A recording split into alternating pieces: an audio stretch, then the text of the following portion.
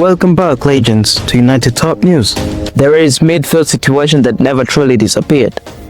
Carlos Baleba, Brighton's powerful young midfielder. Last summer, Manchester United were heavily linked. Reports suggested personal terms had been agreed. Think about that. Personal terms. Which means conversations happened. Which means intention was serious. But Brighton stood firm. A valuation around 100 million euros. And United stepped away.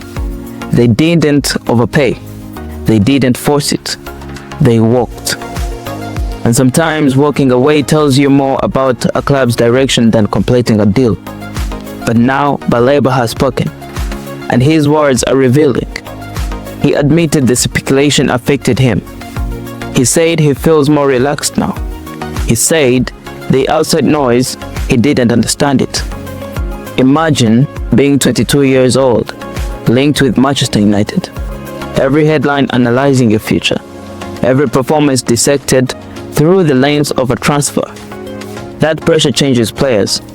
He avoided websites, focused on himself, focused on his teammates, focused on regaining control. Brighton have struggled this season, sitting 14th, only 7 points above the relegation zone.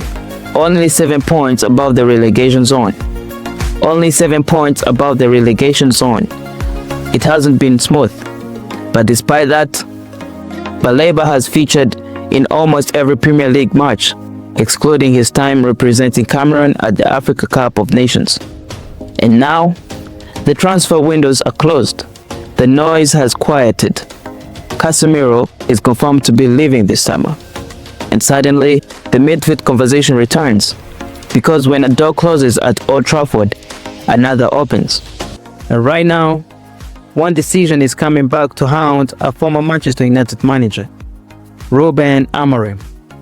Over a month since his sacking from Manchester United, the criticism hasn't stopped. In fact, it's getting louder. Because while Amorim is watching from the outside, something very interesting is happening inside Old Trafford. Kobbie Mainoo is back, and not just back, flourishing. Ruben Amorim has been torn apart after what many are now calling a mind-blowing decision during his time at Manchester United. The decision? Demoting Kobbie Mainoo. Yes, the Kobbie Mainoo that we all know. One of the brightest young talents in world football. A player many fans believe represents the future of Manchester United. Under Amorim this season, Mainoo played just 228 minutes of league football. 228 minutes. For a player of his quality. For a player with his composure. For a player who has already shown he can control games at the highest level. And that decision is now under the microscope. Since the interim appointment of Michael Carrick last month, everything feels different. Carrick, 44 years old, former Manchester United midfielder, former England international, a man who understands what this badge means. Since taking charge following Amorim's sacking, Carrick has led the side to 4 wins in his first 5 games. 4 wins. And suddenly, Old Trafford feels alive again. But here's the key detail. One of Carrick's first big goals, he pulled Kobbie Mainoo straight back into the starting lineup. Back where many fans believed he should have been all along. Mainoo earned his first league start of the campaign in January against Manchester City. And what did he do? He didn't hide. He didn't look rusty. He didn't look like a player who had barely featured. He looked like one of the best players on the pitch. Calm on the ball. Confident under pressure. Running the game. And suddenly, the question became unavoidable. Why wasn't he playing before? The confusion that it wasn't just social media noise. It wasn't just frustration. Former players and pundits began speaking out. And one voice in particular did not hold back. Owen Hargreaves. He described the situation as mind-blowing. Mind-blowing that Kobbie Mainoo had barely played for a year. Hargreaves pointed out something simple but powerful. He said Carrick has changed the whole team, put players back in their natural positions, let Bruno Fernandes play as a number 10, let him create. It's not rocket science, he said. And then came the line that hit hardest. How Kobbie Mainoo hasn't played football for a year is mind-blowing.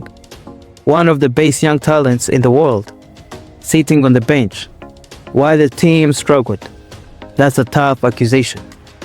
And then Joe Cole stepped in, echoing Hargreaves, backing Carrick, but also delivering another blow to Amorim. Cole described Carrick as elegant, but ruthless. The future of Marcus Rashford at FC Barcelona may not just depend on performances or finances. It may also depend on politics. Barcelona's upcoming presidential election on March 15 could determine whether Rashford's move from Manchester United becomes permanent this summer. Now let's slow this down. Rashford is currently on loan at Barcelona. There is an option to buy him for 26 million euros. On paper, reasonable. On the pitch, productive. 10 goals and 13 assists. But his weight gets interesting.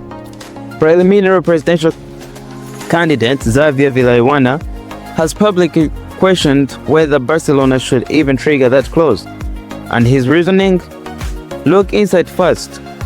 Villanueva, a former Barcelona executive and former head of La Masia, brought up one name when discussing Rashford, Jan Virgili, a teenage winger currently playing at Mallorca. 6 assists in his first senior season in La Liga. Barcelona have a clause to bring him back. And Villanueva made it clear. Why spend 26 million on Rashford when you might already have the solution within your own system? He told ESPN, you should always look in-house first. Now that statement isn't just about tactics, it's about philosophy. Barcelona has always prided itself on La Masia, building, not buying. Rashford is 9 years older than Virgili. Experience versus youth. Immediate impact versus long-term identity.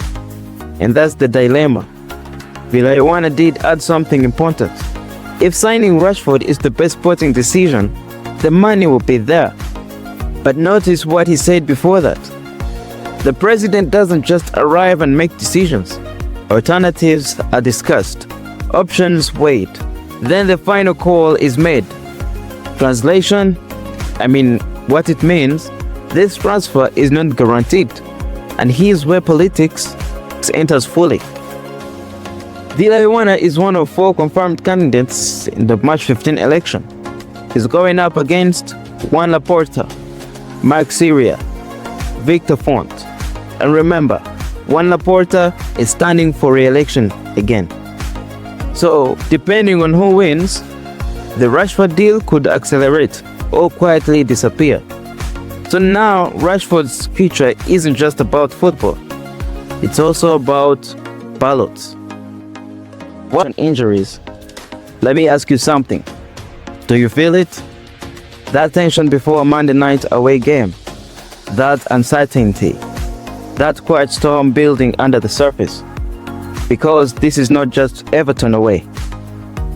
This is a taste of patience, a taste of recovery, a taste of belief. And at the center of it all stands one man, calm, composed, observant, Michael Carrick. Here at United Top News, we don't just report Manchester United news. We live it, we feel it, we breathe it. And today, we are breaking down the latest team news ahead of Monday night's clash. One star aging closer to return, another still fighting his way back from the shadows. Let's slow this down and really understand what's happening. First, let's talk about a name that has almost faded from weekly conversations. Mason Mount. Remember January? Remember the trip to the Emirates against Arsenal FC? That was the last time we saw him in a matchday squad. Since then, silence. Injury. Another setback. Another pause in what has been a stop-start Manchester United chapter for him.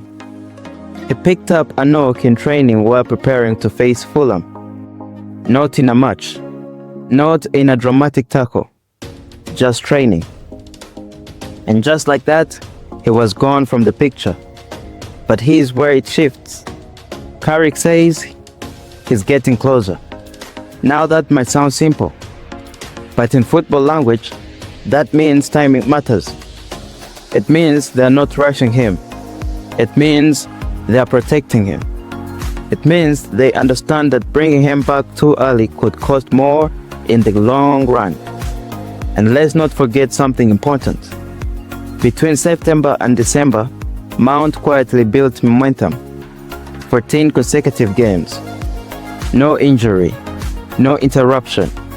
Rhythm, confidence, and he scored. Against Sunderland, against Crystal Palace Football Club, against Wolves. Moments where he looked sharp, alive, connected to the tempo of the team. That version of Mason Mount, United needs that version, especially away from home, especially in a stadium where intensity will be high from the first whistle. But while one name moves forward, another remains stuck in recovery. Matthijs de Ligt. And this one hurts. Because before his back injury against Crystal Palace on November 30, he was untouchable. He had played every single minute of the Premier League season. Every single minute. That's not rotation. That's reliability. That's leadership. At one stage, Ruben Amorim suggested it would only be short-term, a brief setback, a quick return. But football rarely follows simple timelines. 3 months later, still sidelined. Carrick says he's working toward it, but he's behind Mount. And that tells you this is delicate. Back injuries are tricky. They don't shout. They don't always look dramatic, but they linger. And when you remove a player who has been your defensive constant, you feel it.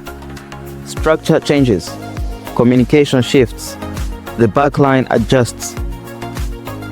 And then there is Patrick Dorgu, hamstring injury against Arsenal. He even spent time in Dubai last weekend trying to recharge mentally and physically. That tells you the schedule has been intense. The league has been relentless. This season hasn't been soft.